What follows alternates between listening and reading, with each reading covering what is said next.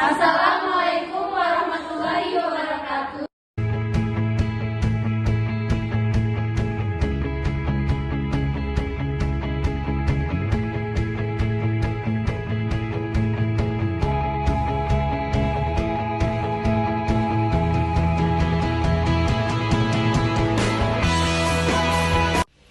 Baik, kali ini kita akan membahas tentang metabolisme atau lebih spesifiknya katabolisme.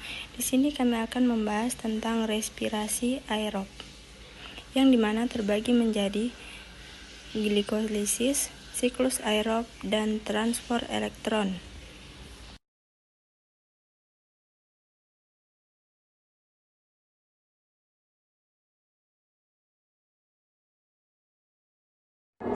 Baik, saya akan menjelaskan materi tentang tahap glikolisis. Glikolisis merupakan proses pengubahan senyawa glukosa menjadi senyawa asam pirufat. Baik, yang pertama kita akan membahas mengenai tempat terjadinya proses glikolisis. Jadi, glikolisis terjadi di dalam sel, lebih tepatnya di sitoplasma. Kita lanjut ke bagian yang kedua, yaitu proses glikolisis. Nah, glikolisis ini bahan dasarnya yaitu glukosa, yang dimana glukosa merupakan monomer dari karbohidrat yang paling sederhana. Glukosa akan mengikat satu fosfat dari ATP. Apa itu ATP? ATP merupakan adenosin trifosfat. Artinya ATP ini senyawa yang memiliki 3 fosfat. Jadi fosfatnya itu diambil oleh glukosa sehingga berubah menjadi ADP, adenosin difosfat.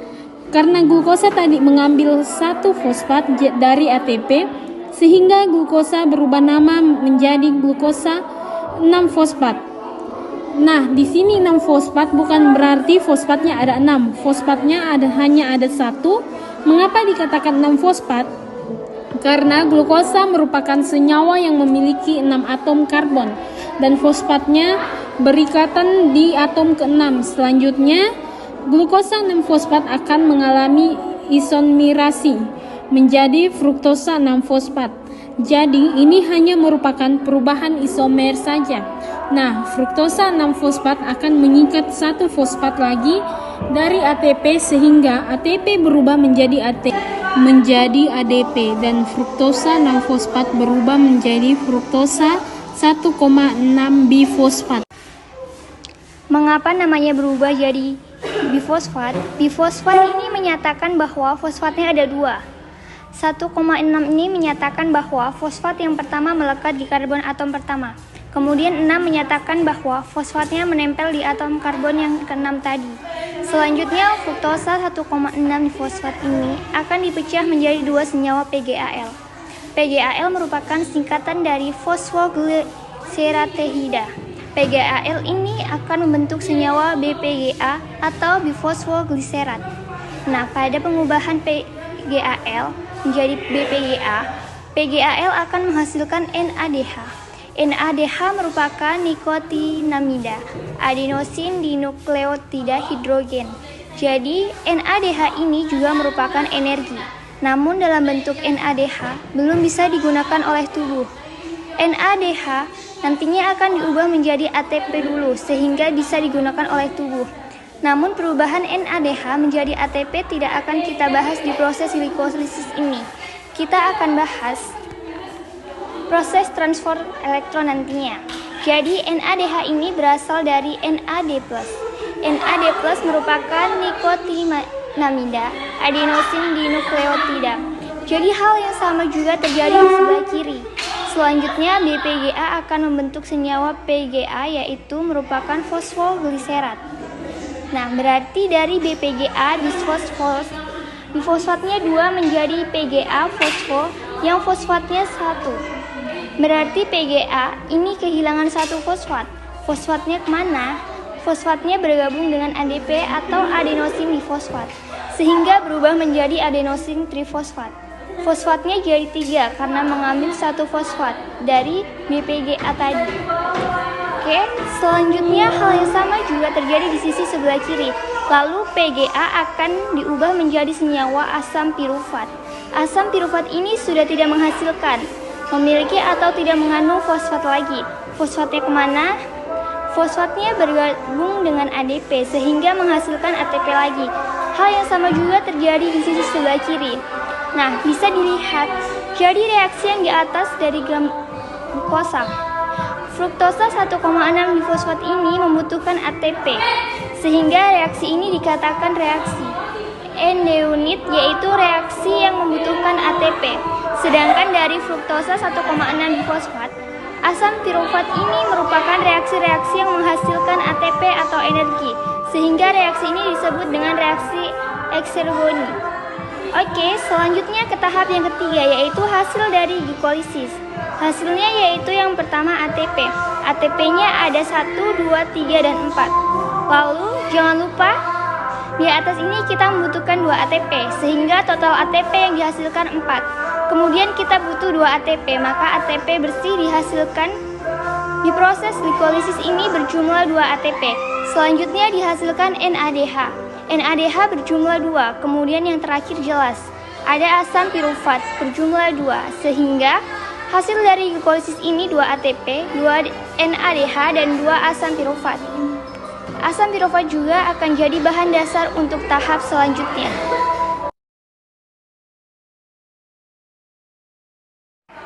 Siklus Krebs atau yang biasa dinamakan dengan siklus asam sitrat.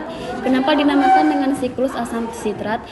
Karena pada prosesnya senyawa awal yang terbentuk pada siklus ini yaitu asam sitrat. Siklus ini terjadi pada organel yang dinamakan dengan mitokondria. Sama halnya dengan tempat terjadinya dekarbosilasi oksidatif asam pirufat, sama-sama di mitokondria.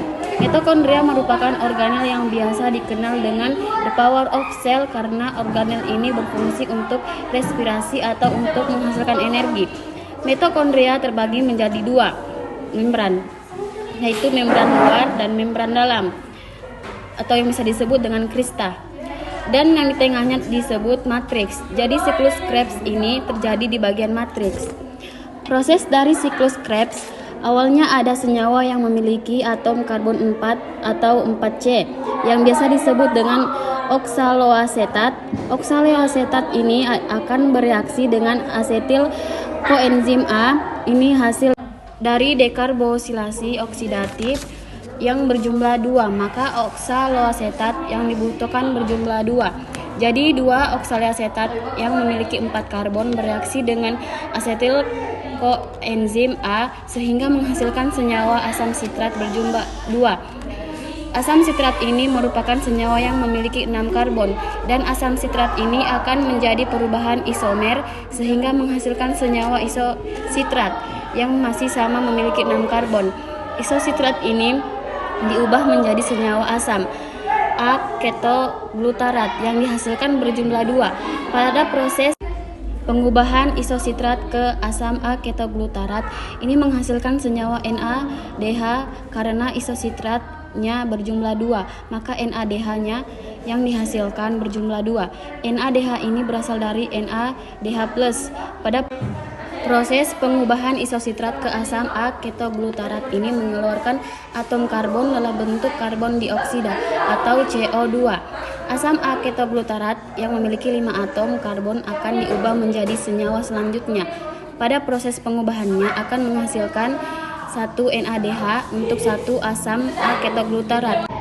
Karena asam A-ketoglutarat berjumlah 2, maka NADH yang dihasilkan 2.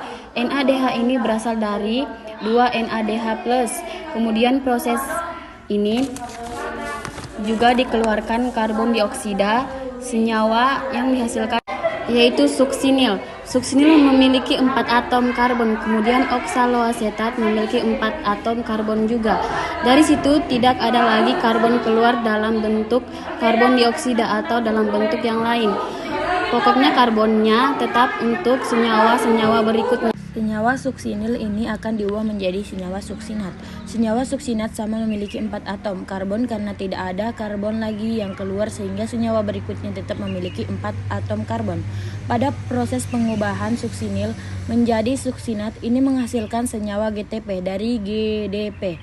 Untuk mengubah satu senyawa suksinal menjadi satu suksinat akan menghasilkan satu GTP karena di sini koefisiennya untuk suksinil berjumlah 2, maka suksinat menghasilkan 2, begitu juga dengan GTP, dan membutuhkan 2 GDP juga. GTP proses ini sama halnya dengan pengubahan ADP menjadi ATP. Jadi GTP ini setaran dengan ATP. GDP ini merupakan singkatan dari guanosin difosfat, kemudian GTP adalah guanosin trifosfat berjumlah 3. Senyawa selanjutnya yang dihasilkan senyawa fumarat, tetapi memiliki 4 atom karbon. Pada proses pengubahan suksinat menjadi fumarat, ini menghasilkan senyawa FADH2 dari FAD+. FADH2 adalah flavin adenin dinukleotida hidrogen, dan FAD+ adalah flavin adenin dinukleotida. Jadi FADH ini sama halnya dengan NADH, ini juga merupakan energi tapi dalam bentuk FADH2, belum bisa digunakan oleh tubuh. Jadi FADH2 dan NADH itu akan diubah dulu ke ATP pada proses transport elektron, yaitu proses siklus Krebs, kemudian baru bisa digunakan oleh tubuh. Senyawa malat ini tidak ada NADH dan ATP juga yang dihasilkan kemudian dari malat ke oksaloasetat ini menghasilkan NADH dari NAD+. Pada siklus Krebs ini merupakan satu-satunya NADH yang dihasilkan tanpa mengeluarkan karbon dioksida. Jadi ini merupakan satu-satunya NADH yang dihasilkan tanpa mengeluarkan karbon dioksida. Hasil dari siklus Krebs, NADH yang berjumlah 6 atau bisa disebut 6 NADH, FADH berjumlah 2 atau yang bisa disebut 2 FADH, 2 ATP, 4 CO2. Jadi 2 NADH dan 2 FADH akan dibawa ke tahap berikutnya, yaitu transport elektron. Kemudian ATP bisa langsung digunakan oleh tubuh, sedangkan 4 CO2 dikeluarkan oleh tubuh melalui hidung pada saat kita mengembuskan udara. Jadi karbon dioksida yang kita keluarkan pada saat bernafas itu berasal dari pengubahan isositrat menjadi asam aketogutarat dan menjadi suksinil. Kemudian untuk H2O yang kita gunakan pada saat menghembuskan udara akan dibahas di transport elektron, yaitu tahap yang terakhir pada ekspirasi aerob.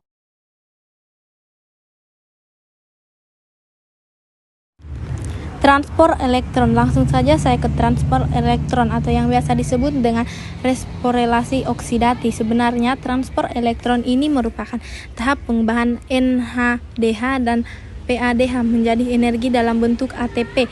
Jadi NADH dari glikolisis LU dan siklus Krebs disimpulkan ke dalam transport elektron, kemudian diubah menjadi energi. Begitu juga NADH yang dihasilkan dari siklus Krebs. Sebelum saya ke proses transport elektron, kita bahas dulu tempat terjadinya transport elektron. Terjadinya transport elektron ini yaitu masih di organel yang sama, mitokondria. Untuk struktur dari mitokondria merupakan organel yang memiliki membran rangka di mana yang berwarna coklat ini merupakan membran luar dari mitokondria. Sedangkan yang berwarna agak krim ini merupakan membran dalam dari mitokondria atau yang biasa disebut dengan krista. Kemudian bagian yang berwarna biru, bagian tengahnya merupakan matriks dari mitokondria. Untuk tempat terjadinya transport elektron ini terjadi di membran dalam dari mitokondria yang disebut dengan krista. Selanjutnya kita ke bagian 2, proses terjadinya transport elektron. Karena transport elektron ini terjadi di membran dalam, maka di sini membran dalam dari mitokondria saya perbesar. Kemudian kalau membran dalamnya saya perbesar seperti ini, berarti ini merupakan struktur dari bagian yang berwarna krim. Ini kemudian bagian ini disebut dengan ruang antar membran. Jadi bagian ini adalah bagian yang berwarna coklat. Ini bagian antara membran luar dan membran dalam. Kemudian ini sebelah dalam yang ini merupakan matriks dari mitokondria. Selanjutnya kita bahas satu-satu struktur dari membran mitokondria ini. Struktur yang berwarna ungu ini biasa disebut dengan bagian kepala. yang tersusun atas yang merupakan fosfat, kemudian yang berwarna kuning ini merupakan ekor atas lipid. Jadi formasi lengkap kepala dengan ekor disebut dengan fosfolipid. Struktur ini biasa disebut dengan fosfolipid bilayer. Kenapa? Karena ini terdiri dari dua lapisan. V artinya dua, layer artinya lapisan. Jadi terdiri dari dua lapisan. Ini lapisan yang pertama dan ini lapisan yang kedua. Nah, lanjut. Struktur yang disebut dengan kompleks protein 1, yang ini kompleks protein 2, ini kompleks protein 4, dan yang kompleks protein 4. Selanjutnya ini yang saya tulis dengan simbol Ki, ini merupakan koenzim Ki, dan yang ini merupakan sitokrom C, dan yang paling muncul ini merupakan ATPase, yaitu kompleks enzim. Nah, yang akan diubah di transport elektron ini kan ada dua, ada NADH dan PADH. Jadi saya mulai dari NADH terlebih dahulu. NADH akan diuraikan menjadi NAD+, kemudian elektronnya masuk ke kompleks protein 1, terus dikirim lagi ke koenzim Ki. Nah, ketika melewati Ki, kompleks protein 1, maka akan dikeluarkan satu ion hidrogen. Selanjutnya dari koenzim Ki, elektronnya akan dibawa di sitokrom C melewati protein 3. Kompleks protein 3 lah Ki ini mengeluarkan satu ion hidrogen. Selanjutnya dari sitokrom C, elektron akan dibawa masuk lagi kembali ke matriks dari mitokondria melalui kompleks protein 4. Nah, ketika melewati kompleks protein 4 ini akan mengeluarkan satu ion hidrogen lagi. Setiap ion hidrogen yang dihasilkan masuk ke dalam matriks dari mitokondria melalui ATPase. Jadi untuk satu ion hidrogen yang masuk akan mengubah satu ADP menjadi satu ATP, sehingga dapat disimpulkan satu ion hidrogen akan mengumpulkan satu ATP. Sehingga di sini ada 3 ion hidrogen, nanti ada 3 ATP yang dihasilkan untuk satu NADH. Selanjutnya bagaimana dengan elektron yang tadi? Jadi elektron ini nanti akan bereaksi dengan ion hidrogen. Elektronnya juga ditangkap oleh oksigen menghasilkan molekul air atau H2O. Jadi kalau kalian bertanya-tanya kenapa kita bernapas, kita membutuhkan oksigen atau menghirup oksigen yang digunakan oleh tubuh itu, karena oksigen yang kita hirup ternyata berfungsi sebagai oksidator elektron atau penangkap elektron, terakhir diubah menjadi molekul air. Maka ketika kau menghembuskan, udara yang dikeluarkan adalah karbon oksida yang dihasilkan siklus Krebs, dan di karbo oksidatif O juga ikut kita keluarkan lewat proses pernapasan. Itu dari mana transport. Untuk satu NADH menghasilkan 3 ATP. FADH sama dengan NADH. Struktur tempat terjadinya sama di membran dalam dari mitokondria. FADH2 ini akan menguraikan menjadi FAD+. Kemudian elektron masuk melalui kompleks protein 2 dibawa ke koenzim Ki, kemudian dibawa ke sitokrom C. Melalui kompleks protein 3,